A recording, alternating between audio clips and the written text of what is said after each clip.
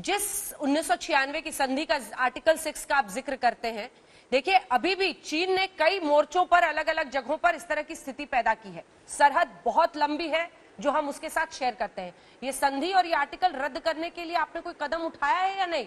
क्योंकि अभी भी सतर्क रहना जरूरी है। ऐसा तो नहीं होगा कि ऐसी कोई भी हादसे के सामने फिर यही बात दोहराई जाएगी कि 1996 आर्टिकल 6 और ये हुआ।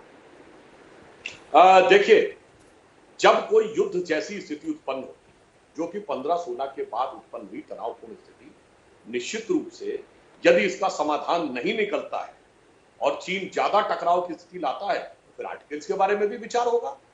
बिल्कुल, जैसे याद करिए 1948-49 का जो वो था कि जनमत संग्रह कराएंगे, 72 के शिमला समझौते के बाद बात खत्म हो गई। 99 में हमने जब लाहौर डिक्लेरेशन का खत्म, उसकी बात खत्म, तो हम वो किसी भी कीमत पर समझौता नहीं होने देंगे। मगर अंजना जी ये तो बताइए ना, जब सेना कह रही थी कि समझौते में ये लाइन होनी चाहिए, क्यों विदेश मंत्रालय ने हटाई? वो लोग आज खड़े होकर हमसे सवाल पूछते हैं। और तो और आज हमसे ओवैसी साहब कह रहे हैं 1958 में हमारे इलाके में 300 किलोमीटर सड़क बनाई, 300 किलोमीटर, और उसके बाद अप्रैल 1960 में चाउ इनलाई को बुला के सम्मानित किया और वो कह के ये गया कि हम नहीं मानते अक्साई चीन हमारा है। और ये नेहरू जी ने अप्रैल 1960 में राज्यसभा में बयान दिया कि वो नहीं मान रहा है और वो कह रहा है जवाब लेते हो वैसी साहब। उसके बाद दिसंबर 1960 में संयुक्त राष्ट्र संघ ने चीन की सदस्यता की वकालत की। गजब की आर्थिक नीति थी। चाउ इनलाई भी हमारे थे और दलाई लामा भी हमारे थे। ओवैसी साहब आज खड़े होकर हमसे पूछ रहे हैं। ओवैसी साहब, आपकी पॉलिटिक्स को सूट करता है 2014 के बाद ही चीन ने क्या कुछ हथियाया, कहां दिक्कत हुई, ये सब जानकारी हासिल करना, या 2014 के पहले भी की भी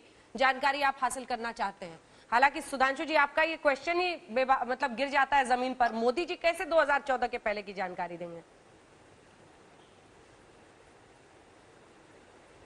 मैडम, देश तो चलता रहेगा ना, गवर्नमेंट तो कंटिन्यूस फॉर्म में रहेगी। चलिए, आपकी सिफारिश पर मैं ये कह देता हूं कि नरेंद्र मोदी को कहना चाहिए कि 1962 से लेकर अब तक कितनी भारत की जमीन आज की तारीख तक, जिस दिन हमारे 20 सिपाही इस नाखिस और कमजोर हुकूमत की पॉलिसी की वजह से मारे गए, आप बता दीजिए देश को। चलिए, कितनी जमीन पर चीन कब्जा करके बैठा है?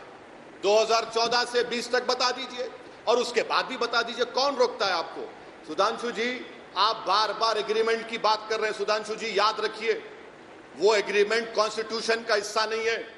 जिस जमीन पर हमारे सिपाहियों को मारा गया वो भारत की सरजमीन है, और जिस भारत की सरजमीन पर मेरे घर में घुसकर मेरे सिपाहियों को कोई मारता है तो मुझे अख्तियार है कि मेरे घर में घुसने वालों पर मैं गोली चलाऊं।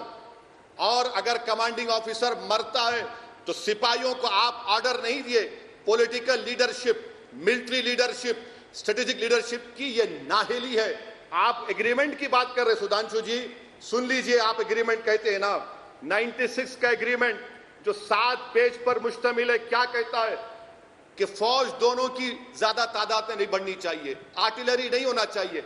अरे भाई साहब, एग्रीमेंट नहीं रहा। आप जब कमांडिंग ऑफिसर को मारने लगे, जान लेने लगे, तो फिर कहां का एग्रीमेंट? आप क्या कौन से अखलाक की बात कर रहे हैं?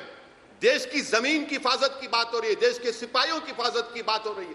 और आपके तमाम बातों से एक बात जाहिर हो रही है कि आप ये कह रहे हैं कि हम कुछ भी नहीं करेंगे, हम चूड़ियां पहनकर, हाथों को मेहंदी लगाकर बैठ जाएंगे और चीन उन इलाकों पर गालवान वैली में बैठा रहेगा। ये चीन की हमेशा साजिश रही। साउथ चाइना में चीन ने ऐसा ही किया और वो फेट कंपनी हो गया। आप ये क्यों नहीं कहते कि हम चीन को उखाड़ कर फेंकेंगे, सिकम से उखाड़ कर फेंकेंगे, गालवान वैली से उखाड़ कर फेंकेंगे, पोंगसोंसू लेक से निकाल कर फेंकेंगे। जिस रिवर पर डैम बनाया जा रहा उसको नहीं बनाने देंगे।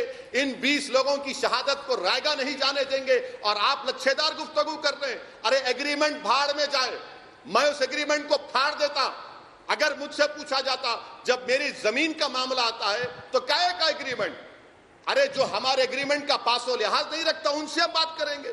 कौन सी बात करें सुधांशु जी? आप ये बात तो समझना पड़ेगा ना सुधांशु जी, क्योंकि चीन का सामान जितना लास्ट नहीं करता है उससे भी कम लास्ट करता है उनका वादा। अब तो ये साबित हो चुका है। बिल्कुल मैं बात बोल रहा हूँ। अरे इतना बड़ा बड़ा बात बोल लिया तो एक बार यह बोल देते ना कि 96 में रक्षा मंत्री कौन था? मुलायम सिंह यादव। सरकार किसकी थी? कांग्रेस के रहमो करम पर 40 सीटों वाले जनता दल की सरकार थी। और वो आज हमसे सवाल पूछते हैं। जहां तक मुआहदे की बात है, समझौते की बात, यस आपने सही कहा, जब भारत के हित की बात आएगी हम चेंज करेंगे।